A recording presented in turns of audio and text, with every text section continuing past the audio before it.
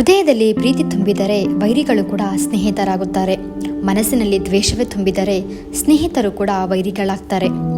ಗುರಿ ಇಟ್ಟುಕೊಂಡು ಸಾಗುವವರು ಸಾಧಕರಾಗುತ್ತಾರೆ. ಕೇವಲ ಆಸೆಗಳನ್ನು ಇಟ್ಟುಕೊಂಡವರು ಸಾಮಾನ್ಯವಾಗಿ ಉಳಿಯುತ್ತಾರೆ. ಕೋಪ ಅದೆಷ್ಟೇ ತೀವ್ರವಾಗಿದ್ದರೂ ಅದರಿಂದ ಗತವನ್ನು ಬದಲಿಸಲು ಸಾಧ್ಯವಿಲ್ಲ. ಅದೆಷ್ಟೇ ಆತಂಕಪಟ್ಟರೂ ಅದರಿಂದ ಭವಿಷ್ಯ ಬದಲಿಸಲು ಸಾಧ್ಯವಿಲ್ಲ.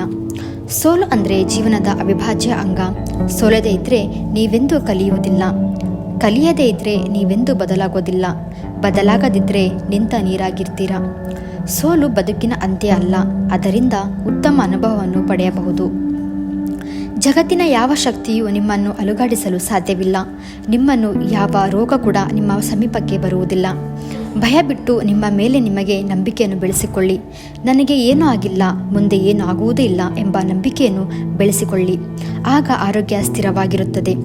ಭಯದ ಜಾಗದಲ್ಲಿ ನಂಬಿಕೆ ಎಂಬ ಸಸಿ ನೆಟ್ಟರೆ ಅದು ಮರವಾಗಿ ಬೆಳೆದು ಉತ್ತಮ ಗುಣಮಟ್ಟದ ಫಲ ನೀಡುವುದರಲ್ಲಿ ಯಾವುದೇ ಸಂದೇಹ ಇಲ್ಲ. ಸಕಾರಾತ್ಮಕ ಚಿಂತನೆ ಅಂದರೆ ಏನು ಗೊತ್ತಾ? ಇಂದು ನಾನು ಗೆಲ್ಲಲಿಕ್ಕಿಲ್ಲ, ಆದರೆ ಮುಂದೊಂದು ದಿನ ನಾನು ಗೆದ್ದೇ ಗೆಲ್ತೀನಿ. ಆ ಬಗ್ಗೆ ನನಗೆ ಅನುಮಾನವಿಲ್ಲ, ನನಗೆ ಅವಸರವೂ ಇಲ್ಲ. ಈ ರೀತಿ ಯಾರು ಅನ್ಕೋತಾರೋ ಅವರಲ್ಲಿ ಯಾವುದೇ ಕಾರಣಕ್ಕೂ ನಕಾರಾತ್ಮಕ ಭಾವನೆ ಬರುವುದಿಲ್ಲ. ನೀವು ಗುಲಾಬಿಯಂತಹ ಸುಂದರ ಜೀವನವನ್ನು ಸಾಗಿಸಬೇಕು ಅಂದುಕೊಳ್ಳುವುದು ತಪ್ಪಲ್ಲ. ಎಲ್ಲರಿಗೂ ಆ ತರಹದ ಆಸೆ ಇದ್ದೇ ಇರುತ್ತದೆ. ಆದರೆ ನೀವು ಮುಳ್ಳಿನ ಜೊತೆ ಜೀವಿಸುವುದನ್ನು ಕೂಡ ರೂಪಿಸಿಕೊಳ್ಳಬೇಕಾಗುತ್ತದೆ. ಅದನ್ನು ಮೊದಲು ನೆನಪಿನಲ್ಲಿಟ್ಟುಕೊಳ್ಳಬೇಕು. ನಿಮ್ಮನ್ನು ಅದೆಷ್ಟೋ ಜನ ಇಷ್ಟಪಡ್ತಾರೆ. ಅವರ ಬಗ್ಗೆ ನೀವು ಯೋಚಿಸಿ. ಅವರಿಗೆ ನಿಮ್ಮ ಸ್ನೇಹ ಕೊಡಿ, ಅವರಿಗೆ ನಿಮ್ಮ ಪ್ರೀತಿ ಕೊಡಿ. ಅದು ಬಿಟ್ಟು ನಿಮ್ಮನ್ನು ಇಷ್ಟಪಡದ ಕೆಲವು ಜನರ ಬಗ್ಗೆ ತಲೆ ಕೆಡಿಸಿಕೊಳ್ಳಬೇಡಿ. ಅವರ ಬಗ್ಗೆ ಯೋಚಿಸಿ ನಿಮ್ಮ ನೆಮ್ಮದಿಯನ್ನು ಹಾಳು ಮಾಡಿಕೊಳ್ಳಬೇಡಿ. ಬೇರೆಯವರ ಅಭಿಪ್ರಾಯದಿಂದಲೇ ಅನ್ಯರನ್ನು ಅಳೆಯಬೇಡಿ ಅಥವಾ ಅವರ ಬಗ್ಗೆ ನಿಮ್ಮ ಅಭಿಪ್ರಾಯವನ್ನು ರೂಪಿಸಿಕೊಳ್ಳಬೇಡಿ. ಯಾವತ್ತೂ ನಮ್ಮ ಮನಸ್ಸು ಮತ್ತು ನಮ್ಮ ಹೃದಯ ಹೇಳುವುದನ್ನು ಕೇಳಿ. ಅದು ಎಂದಿಗೂ ನಮ್ಮ ದಾರಿಯನ್ನು ತಪ್ಪಿಸುವುದಿಲ್ಲ. ಈಗಾಗಲೇ ಸಾಕಷ್ಟು ನೋಯಿಸಿದವರನ್ನು ಮತ್ತೆ ನೋಯಿಸಬೇಡಿ. ಅದು ತಪ್ಪಿದ್ದರೂ ಅವರಿಗೆ ಪಶ್ಚಾತ್ತಾಪ ಪಡಲು ಸ್ವಲ್ಪ ಸಮಯ ಕೊಡಿ. ಇದೇ ನೀವು ಅವರಿಗೆ ನೀಡಬಹುದಾದ ಸಹಾನುಭೂತಿ.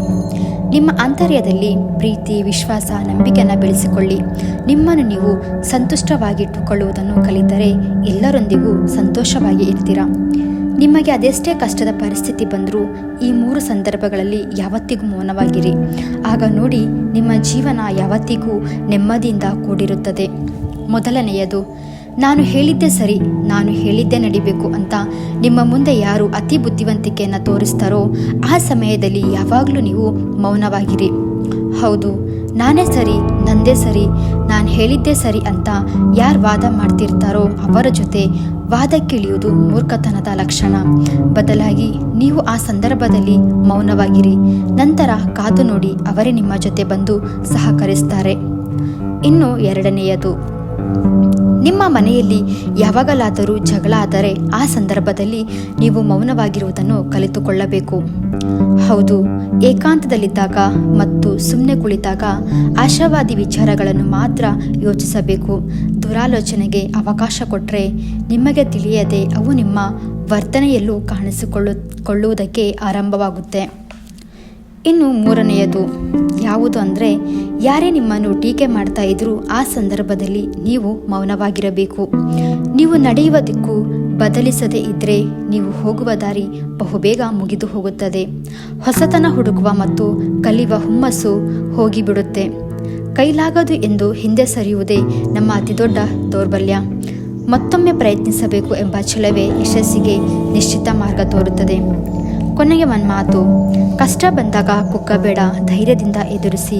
ಪ್ರತಿಯೊಂದು ಸಂಕಷ್ಟದಲ್ಲೂ, ಸೋಲಿನಲ್ಲೂ, ನೋವಿನಲ್ಲೂ ಮುಂದೆ ಮಹಾಫಲ ಕೊಡುವ ಶಕ್ತಿಶಾಲಿ ಬೀಜ ಇದ್ದೇ ಇರುತ್ತದೆ. ನಮಸ್ಕಾರ, ಎಲ್ರಿಗೂ ಒಳ್ಳೆಯದಾಗಲಿ.